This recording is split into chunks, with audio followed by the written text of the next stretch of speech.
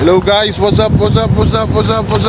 Nandito na naman po ang iyong kaibigan na si Bausi. Dito po tayo ngayon sa karagatan ng Tubuan,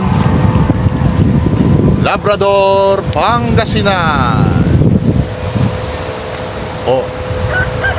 Ayan. So, kasama ko po ngayon si Joseph. Nanguhuli po siya ng... Ano yung hinuhuli mo, pare? May gano'n. Aircon. Ano yan? Ay, crabs. Paano inuhuli yan? Ay, nahuhuli po pala siya mga kaibigan sa mga bato-bato. Bato po bato. Hindi yung ibang bato po yung mga nasa isip yung mga kaibigan. Bato na dito sa tabing dagat. Oh, yun. Oh. Sila, nasisiksik sila.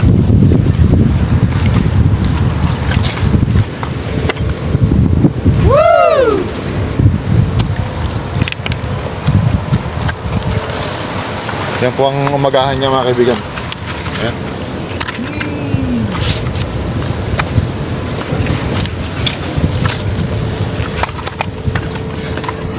Yun o, maliliit.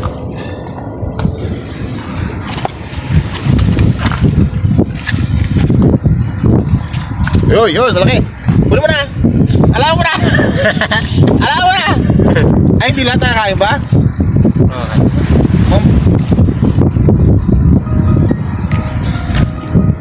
Okay. Uy. Eh? May putol na yun. Yung pa.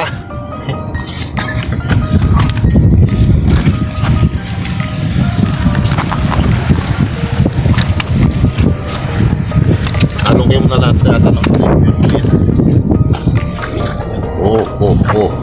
Oh. Labas, cutie, labas. Yup.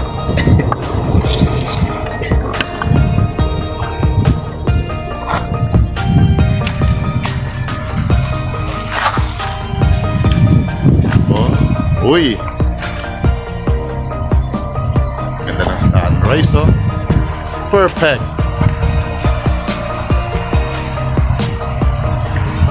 Oh. Medyo tahimik ang karagatan. Ganda siya. Ganda po ng sunset mga kaibigan, no? Oh. Ay, sunset, so sunrise pala.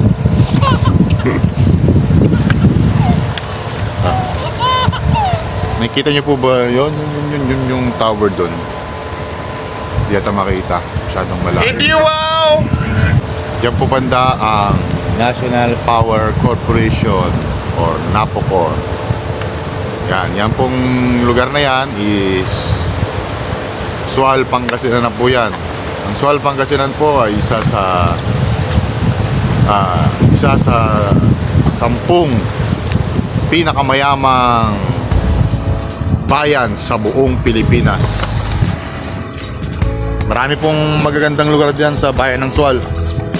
Maraming kahapon po galing kami diyan. Maraming magagandang resort. Para siyang may lugar diyan na puro pine tree mga kaibigan. Hapon galing po kami kay General Haris Pama. Meron siyang bubuksang isang resort pero under renovation pa.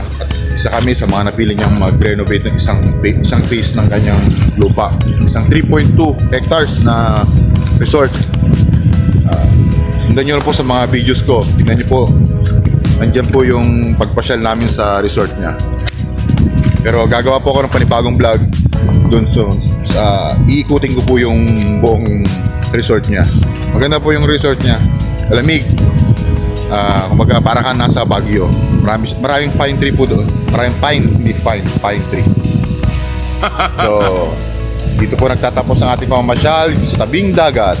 Muli, maraming salamat sa inyong panunood. Ito ang inyong kaibigan na si Bausi.